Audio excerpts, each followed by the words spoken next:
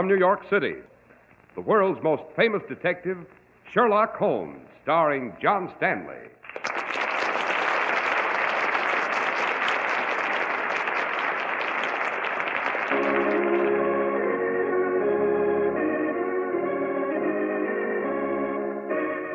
This week's adventure, the case of the well-advertised murder.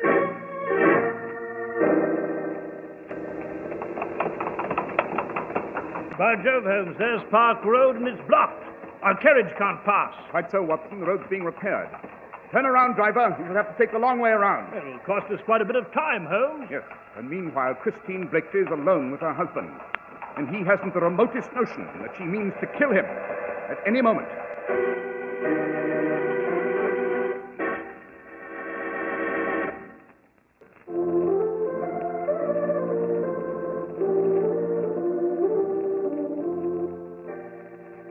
Well, Dr. Watson, you've called this adventure with Mr. Holmes the case of the well-advertised murder, but who on earth would want to advertise a murder? Ah, Mr. Harris, the medium of advertising was not quite what one might expect. It was 1902. We medical men were just breaking fresh ground on the problem of mental disorder. It was late afternoon at the office of Dr. John Kemmel. The doctor's nurse, Patricia, was announcing a patient.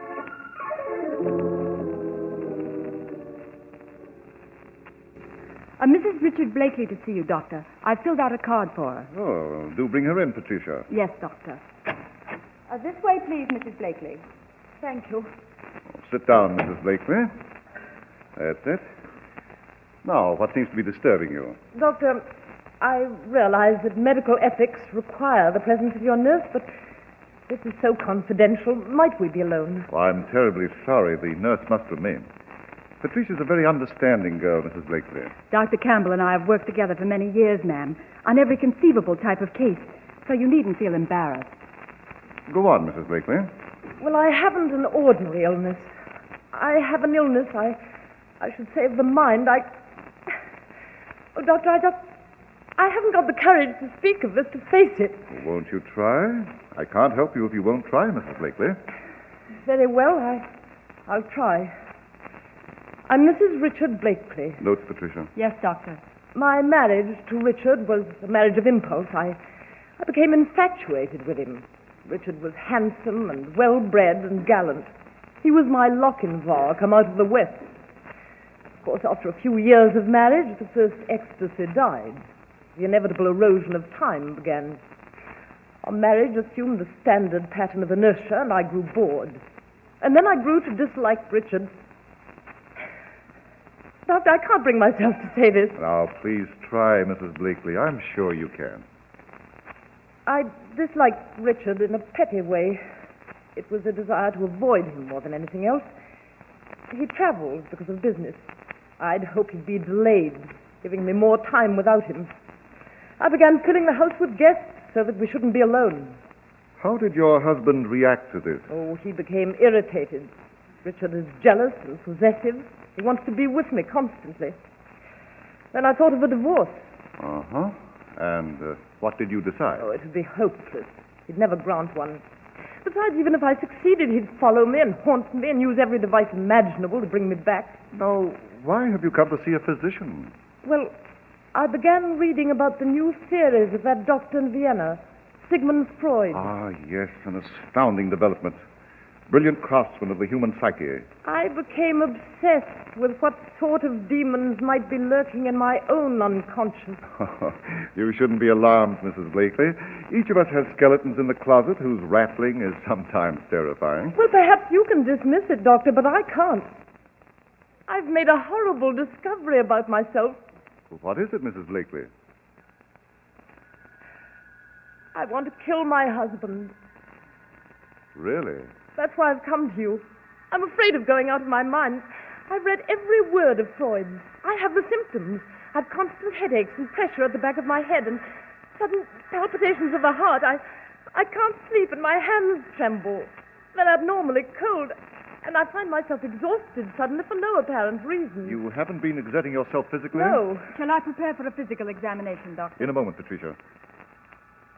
Mrs. Blakely, This desire to murder your husband. Tell me more about it, can you? Well, in the morning, when he's having his breakfast coffee, I think how easily I might poison the cup. And when we're in the underground, I think how simple it would be to push him before the train and say it was an accident. I'm on the road to insanity, Doctor. There's no doubt of it. And always, after I think of murdering Richard, I have spells. Breathing is difficult for me. I feel faint. Now, easy, Mrs. Blakely, easy. Must be something you can do. I mustn't go through with this awful thing. Bromide, Patricia, in hot water immediately. Yes, Doctor. Mrs. Blakely, have you told your husband of this? Oh, no. He'd ridicule me. I couldn't tolerate that. I'm losing my sanity, Doctor. I shall be a hideous, gibbering creature tied to a bedpost in Coney Hatch or Bedlam. Mrs. Blakely, we medical men still have pitiable spears with which to fight the dragon of insanity. But I shall try. I shall do everything possible to help you. I've had even more ghastly thoughts, Dr. Campbell. I've thought killing him just once wouldn't satisfy me. I've had a lust to take a knife and plunge it into his body over and over and over.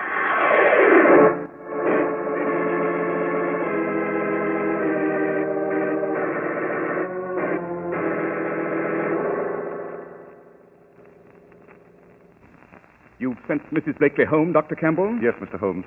I administered a bromide and told her to go home and rest. I didn't want to strain her any further today. Very advisable indeed. She had no idea you were coming to see me. Oh, no, none whatsoever. I'm shocked you should think I would tell Mrs. Holmes. The woman is infinitely ashamed of this fear that possesses her. And immediately after you packed her off, you came here to Baker Street? Well, I made just one stop, to see a patient at Upper Gloucester Place. I've a confession, Mr. Holmes. Oh?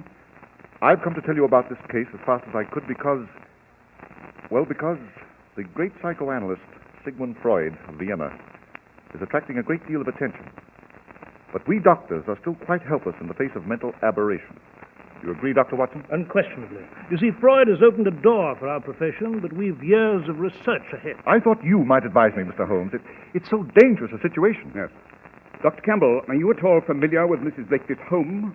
Her family, her husband, perhaps? Oh, no. This afternoon was the first time I'd ever seen or heard of Christine Blakely. Oh, tragic figure, that woman.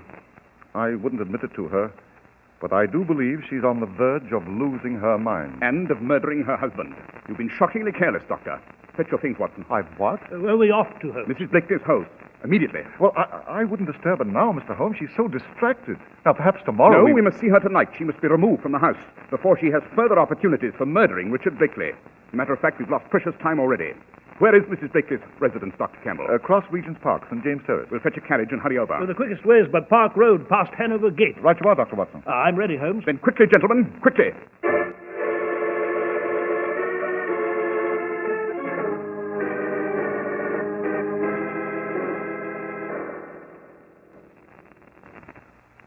Where were you this afternoon, Christine? Richard, if you're going to assume that impossible role of prosecuting attorney again, Where were you? Shopping. You're lying. I was shopping. Now, will you finish your dinner? The roast will be cold. Tell me the truth. If you don't stop persecuting Were you me... with a man? Richard. Christine, I know you so well. You're the cool, statuesque mistress of the household. But in your heart of hearts, you're a cheap, scheming little... You foul mouth! Does it please you to slap my face? Does it add to your feeling of superiority? It's futile, Christine. I know what you really are. Well, then why don't you do what any man with pride would do and get out? Or let me get out? No. You're going to stay here. You're going to go on living with me. I'd never let you wander off. You're the prisoner of St. James Terrace. It's humiliating and unbearable to you, and that is just what I want. It delights me to have this tigress caged and restless in my home. Richard, this endless battling is so absurd. Can't we stop it? We're so weak.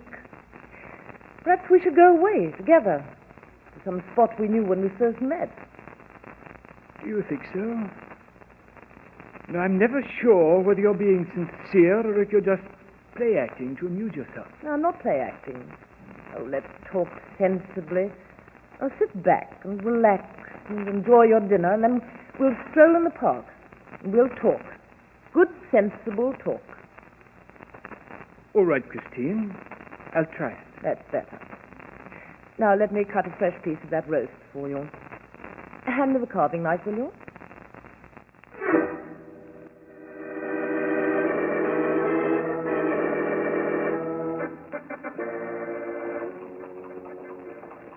By Jove, Holmes, there's Park Road. And look, it's blocked. Quite so, Watson. It's being repaired. You see the sign? It's blocked as far as Hanover Gate. We shall have to turn about, Mr. Holmes. We'll have to take Marylebone Road to York Gate and cross the park on the outer circle. Yes, Dr. Campbell. Turn around, driver. Make for Marylebone Road. Hurry! It'll cost us quite a bit of time, confound it. Yes, and meanwhile, Christine Blakely is alone with her husband, and he has the remotest notion that she means to kill him at any moment.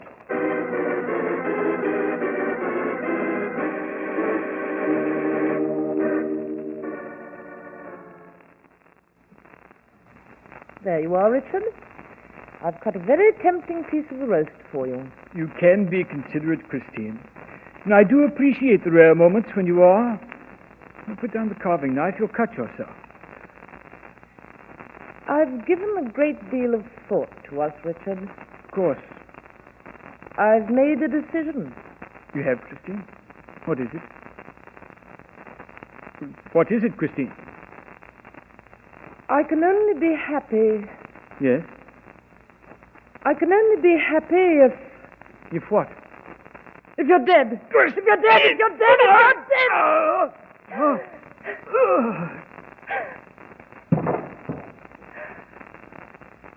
I feel much better now, Richard. I feel much better now.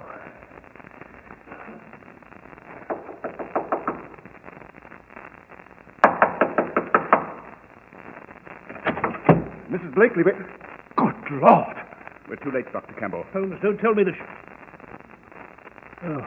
Mrs. Blakely, Who are you? I'm Dr. Campbell. You must recognize me.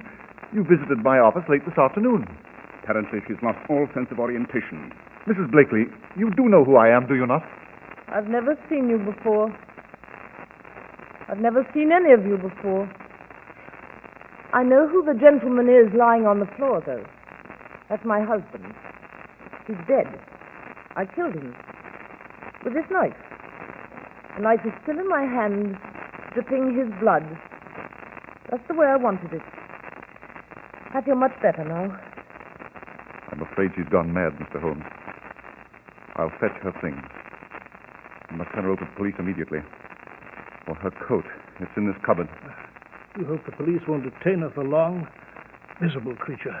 She should be turned over to a mental hospital. Now come, Mrs. Blakely. You must come with us. I must come with you? Yes. You see, we must notify the authorities. And Holmes, what are you doing with the body? Examining it, Watson, obviously. Yes, but the police will tend to that. They tend to all the details. There's one detail that may escape them, my dear Watson. One amazing, bloody detail.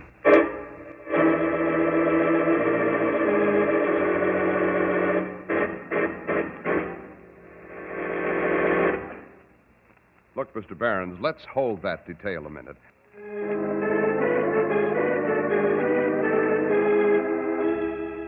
Well, Dr. Watson, we're terribly anxious to learn what the astonishing detail was that Mr. Holmes thought might escape the police. Yes, of course, Mr. Harris. Well, sir, Holmes, as usual, refused to elaborate at that point. We notified the police. They removed Richard Blakely's body. Mrs. Blakely, now clearly deranged, was conducted to a prison cell. There was a careful investigation. Finally, she was committed to Bedlam, that awful asylum for the insane in Kent. You know, I'd regarded the case as a simple tragedy that had moved to its inevitable end. But not Holmes. He paid a visit to Mrs. Blakely in her room at Bedlam.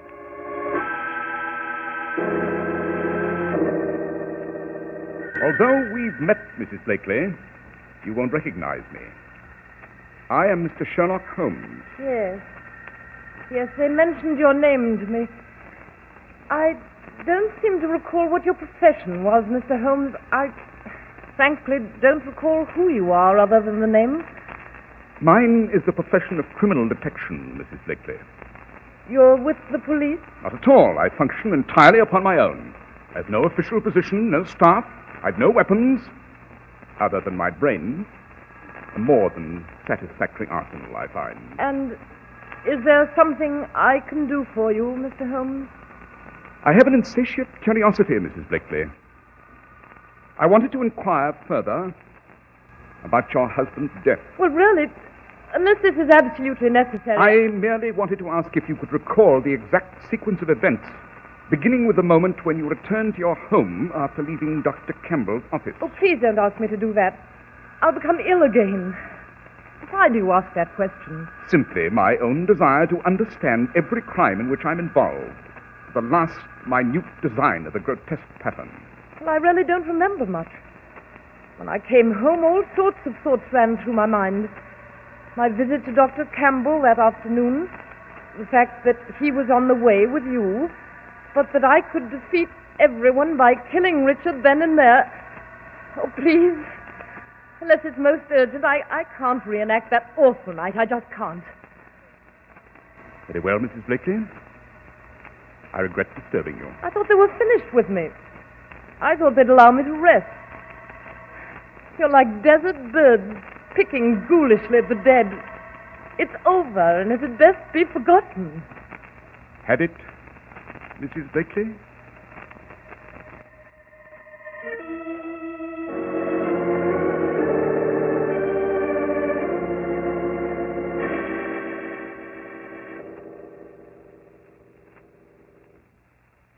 Oh, I'm pleased that you dropped by to my office, Mr. Holmes. Are you, Dr. Campbell? Yes, I was afraid that after the Blakely case had ended, our acquaintance might end with it.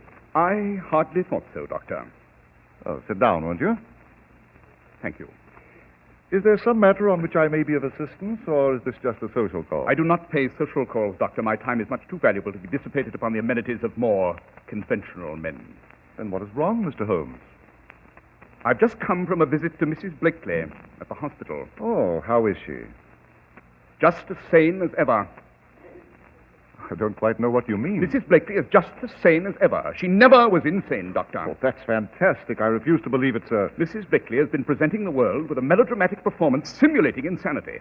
A performance that proved most convincing to everyone. Except to me. If you're talking nonsense, Mr. Holmes, I'm a physician. Or you must recognize my ability to judge the symptoms of my patients. Christine Blakely intended for a long time to do away with her husband. The sudden popularity of Dr. Freud in Vienna gave her just the situation she desired. Oh, what situation? She required a technique for avoiding the penalties of homicide so that she might be rid of her husband, so that she might ultimately join the man with whom she was secretly in love. The man with whom she was secretly in love? Oh, did I neglect to mention that before, Doctor? You're the man, Doctor. You plotted with Christine and helped her to commit the murder. I warned Christine time and again that you should be our sole concern, Mr. Holmes. She insisted, though. She wanted her insanity well established with someone of unquestionable repute. So I went to you. I've been prepared for you, though. With that revolver? Oh, the revolver is merely to detain you, Mr. Holmes. I shan't kill you that way. You shall have a most regrettable heart attack while paying me this visit. You came to consult with me about chest pains. Then you died. Interesting plan.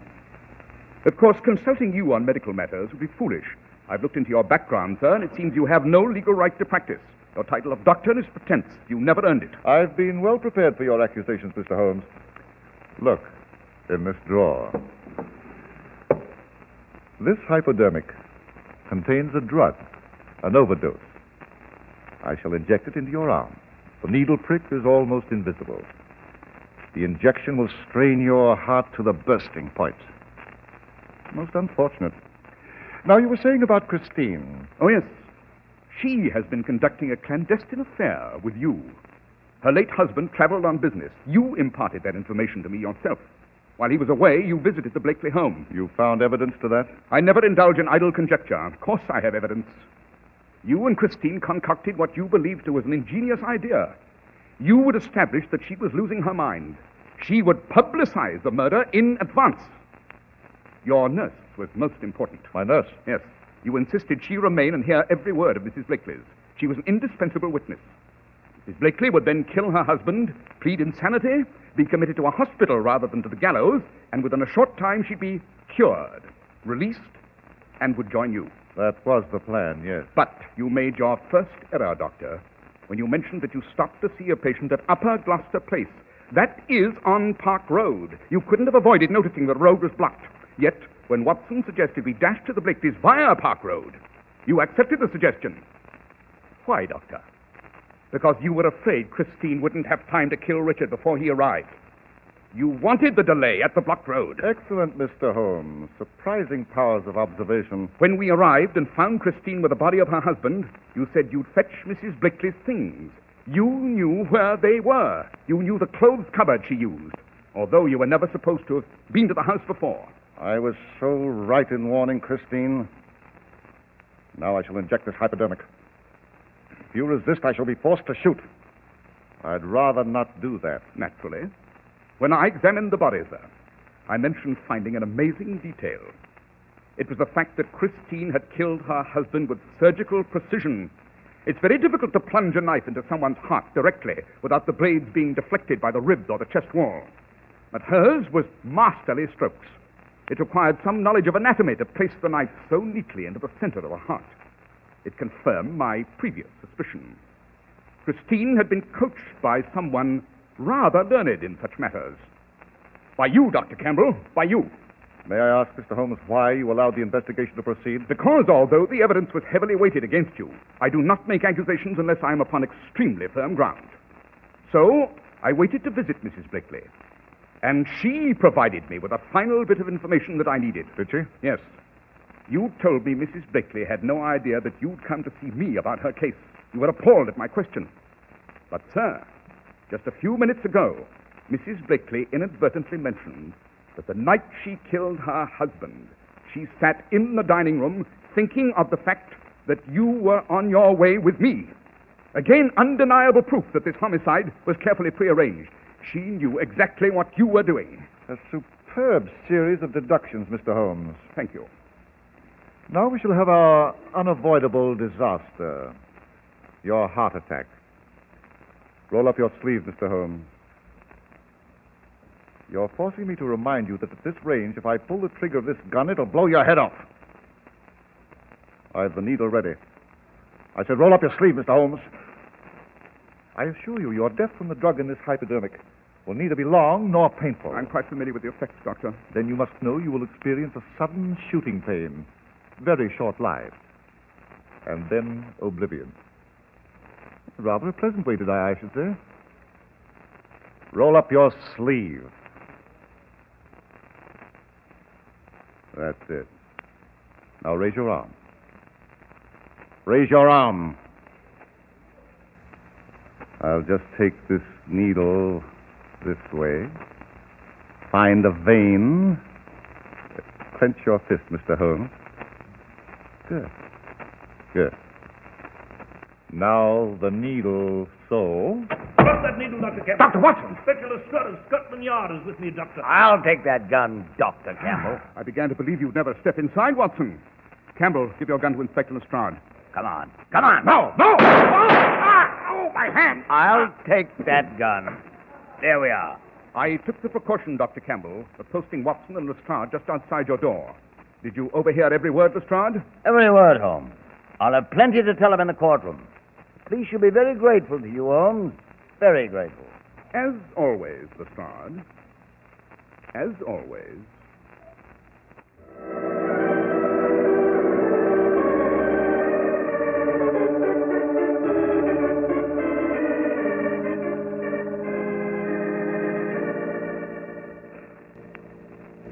The Persian slipper, Watson. My pipe feeds tobacco. Oh, here you are, Holmes.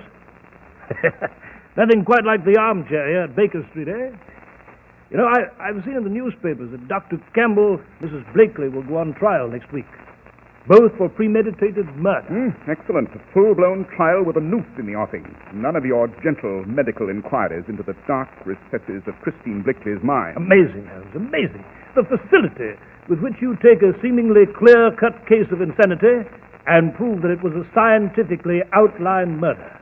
By George, there may have been countless other cases that passed unnoticed, and the killer's now scot-free. Conceivable, don't you think, Holmes? A murder that defies cold logic? It is beyond understanding? I beg to differ, my dear Watson. Any murder that defies explanation just requires time for me to smoke and think. To me, a case that's supposedly beyond human understanding is simply a three-pipe case. Match, please, Watson.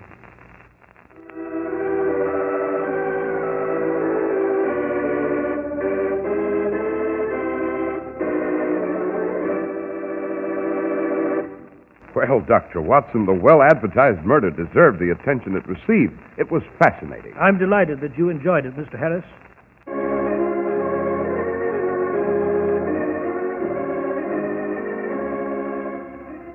World's most famous detective, Sherlock Holmes. Our stories are based upon the character Sherlock Holmes, created by Sir Arthur Conan Doyle, and the program is produced and directed by Basil Loughlin. Sherlock Holmes is played by John Stanley. Dr. Watson by George Spelton. Christine was played by Rita Vale. This week's story was written by Howard Merrill with special music by Alfred Berman. Be sure to listen next week to Sherlock Holmes in the Island of the Dead.